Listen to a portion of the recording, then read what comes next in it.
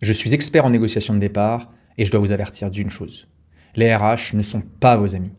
Leur travail, c'est de protéger l'entreprise, pas vous.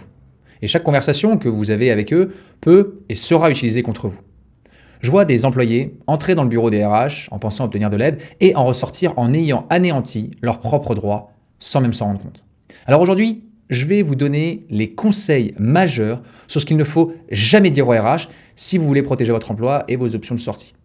Et restez bien jusqu'à la fin, car le dernier conseil est le plus contre-intuitif. Je m'appelle Amalric, je suis expert en négociation de départ et cofondateur de rupturepro.com. Chaque semaine, avec mon associé François, on vous décrypte les actualités et les stratégies pour préparer votre exit dans les meilleures conditions, c'est-à-dire partir avec un chèque et vos droits si nécessaire. Alors, si vous êtes en CDI et que vous envisagez de partir, abonnez-vous à notre chaîne, car cette vidéo ou une autre pourrait bien vous éviter de perdre plusieurs dizaines de milliers d'euros. Alors, vous êtes en poste depuis longtemps en terrain conquis. On souffle, on baisse la garde. Et c'est là que les erreurs les plus chères arrivent à chaque fois. N'oubliez jamais la règle numéro 1, les RH ne sont pas vos amis. Ce sont les protecteurs des intérêts de l'entreprise. Point final. Alors, alimentez ou relayez les rumeurs. Des phrases que vous pouvez entendre, je cite par exemple, entre nous, tu sais, Amalric, il paraît qu'il est sur la sellette. Ou encore, off the record, ça va pas très fort pour Amalric. Voilà, ça, ce sont des phrases qui sont à proscrire. Pourquoi c'est dangereux? Avec les RH, il n'y a pas de conversation informelle ou off. Non, chaque parole peut être consignée. Relayer des rumeurs ou parler des absents est perçu comme un signal de non-fiabilité. Et la traduction dans leur esprit est immédiate. Il parle des autres aujourd'hui, il parlera de nous, de l'entreprise demain. Voilà ce qu'ils se disent. Donc vous perdez instantanément leur confiance.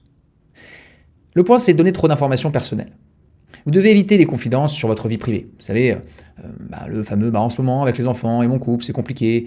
Pourquoi c'est une erreur? Eh bien, les RH écoutent, mais surtout, ils évaluent les risques. Vos problèmes personnels, qu'il s'agisse de fatigue, de soucis familiaux ou financiers, peuvent être interprétés comme des signaux de risque pour l'entreprise.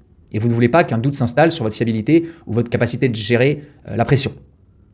Alors, quand ça chauffe, les RH sont souvent médiateurs. Mais la façon dont vous amenez le sujet peut faire de vous soit une victime, soit un problème à gérer.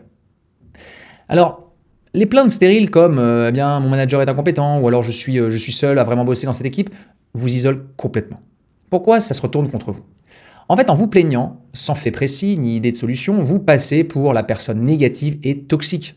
Attaquer un collègue ou un manager frontalement est vu comme un manque de maturité. Les RH vont se méfier et se demander si le problème, finalement, ce n'est pas vous. Et ce que vous devriez faire à la place, c'est d'être factuel, orienter la solution. Ne dites pas, eh bien mon collègue est un paresseux, mais j'ai constaté que sur les 3 derniers projets, les délais pour les tâches X, Y, Z n'ont pas été tenus, ce qui a directement impacté mon propre travail. Donc j'ai tenté d'en discuter avec lui, sans résultat. Pourrions-nous peut-être mettre en place un suivi de projet plus clair pour que ça ne se reproduise plus? Vous parlez de faits et d'impact, pas de jugement.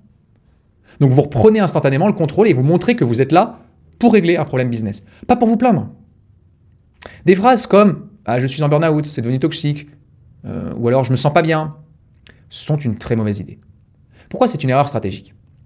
Dès que vous employez un vocabulaire médicalisant, vous sortez de la discussion professionnelle pour entrer dans la gestion de risque pour l'entreprise.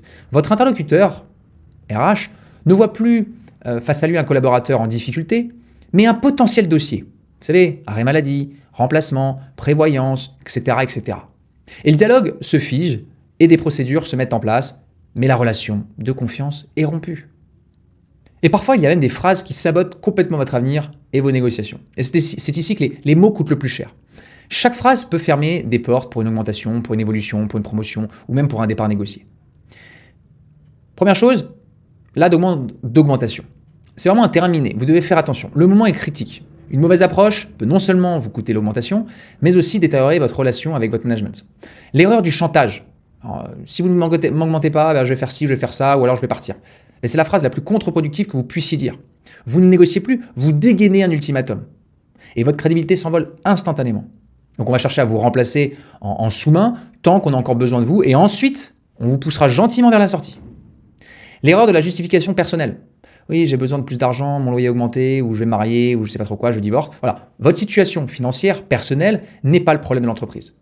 Votre demande doit reposer sur la valeur que vous apportez, pas sur vos besoins. Là encore, l'erreur de la comparaison. Vous pouvez dire, par exemple, je sais que Amalric gagne plus que moi, c'est pas juste, alors qu'il fait rien, je sais trop quoi. Cette approche vous fait passer pour une personne purement jalouse. Donc ramenez toujours la conversation à vous, au timing et à votre performance. Ce que vous devriez dire à la place, c'est, voilà, moi je suis très investi dans mes missions et je veux continuer à évoluer ici. Au vu de mes résultats sur projet ABC et en analysant le marché pour des postes similaires, un réajustement de mon salaire me semblerait juste. Comment pourrait-on en discuter? Et là, vous ouvrez un dialogue, vous ne claquez pas la porte. Alors, avant de vous dévoiler les deux choses à ne surtout pas dire au RH, pour éviter de tuer directement dans l'œuf votre négociation de départ, j'aimerais vous rappeler une chose très simple. Si vous êtes cadre, que vous sentez que votre trajectoire de carrière s'essouffle, ou que votre direction commence à se réorganiser autour de vous, que le vent tourne, c'est probablement le bon moment pour sortir intelligemment. Une négociation de départ ne doit pas être laissée au hasard. Et plus vous l'anticipez, plus vous pouvez partir sereinement, et avec un vrai chèque, de bonnes conditions. Donc si vous voulez qu'on vous aide à construire votre stratégie d'évasion, étape par étape, prenez un premier rendez-vous sur rupturepro.com. On analysera votre situation en détail et on vous donnera clairement vos options et vos chances de succès. Donc le lien est sous la vidéo, allez-y. Deuxième point, c'est parler de la reconversion ou de projet d'ailleurs. Vous devez absolument éviter les fameux je réfléchis à une reconversion ou à monter mon business ou je regarde un peu les formations, les transitions pro, etc. pour faire autre chose. Pourquoi c'est une erreur? La traduction non dite des RH est immédiate. Ok, on sait que vous voulez partir, donc on ne va plus investir sur vous. C'est une future démission larvée. Et à partir de là, toute négociation pour une augmentation ou une promotion est morte, tuée dans l'œuf. Vous êtes déjà mentalement sur la liste des départs, c'est pareil en congé sabbatique. Donc, sur le côté. Idem, troisième point, parler frontalement de rupture conventionnelle. Dire, je pense qu'une rupture conventionnelle serait la meilleure solution, ou dire, peut-être qu'il est temps qu'on songe à se séparer. Voilà, ce sont délibérément se mettre une balle dans le pied. C'est une erreur stratégique monumentale et c'est peut-être le conseil le plus contre-intuitif de cette vidéo. Pourquoi? Parce qu'en fait, c'est complètement un mauvais calcul. Vous annoncez votre intention de partir avant d'avoir créé le moindre levier de négociation. Et la traduction RH est limpide. Ok, départ volontaire identifié, aucun intérêt à proposer une indemnité. Attendons juste qu'il démissionne. Et vous perdez tout votre pouvoir de négociation. Alors, il y a un point important, c'est que menacer ou poser des ultimatums, avec des phrases comme sinon je vais lever le pied, ou sinon vous allez avoir quelqu'un complètement démotivé, ou alors je saisirai l'inspection du travail, ou je finirai au prud'homme, eh bien là, ça signe la fin de toute discussion. Et la négociation, c'est une discussion avant tout. La négociation, c'est une relation avant une transaction. Donc il faut être en capacité de discuter. Et pourquoi c'est fini après ça? La menace met fin au dialogue, définitivement. La pression dans une négociation peut se faire ressentir, mais elle ne doit jamais être verbalisée de cette manière. Vous passez finalement d'un collaborateur à un adversaire juridique. Donc la clé de vos relations avec les RH n'est pas d'être un partenaire, mais d'être un professionnel qui protège ses propres intérêts. On a tous des intérêts, tous autant que nous sommes. Donc remplacez toujours l'émotion par des faits, la plainte par des preuves et la demande par une négociation basée sur votre valeur.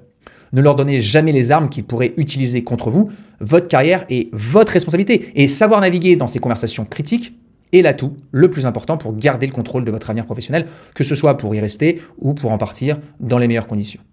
Donc si ces conseils vous ont parlé, la meilleure façon de me soutenir est de vous abonner à la chaîne pour déjà ne pas rater mes prochaines vidéos, aucune de mes analyses sur les codes du monde du travail, sur les stratégies qu'on peut amener pour négocier ou améliorer sa position. Et bien sûr, pour aller plus loin tout de suite, vous pouvez déjà regarder cette vidéo sur comment réussir son entretien annuel d'évaluation. C'est le moment. C'est le complément parfait à ce que vous venez de voir. Vous découvrirez comment transformer cet exercice souvent redouté en un véritable tremplin pour votre carrière.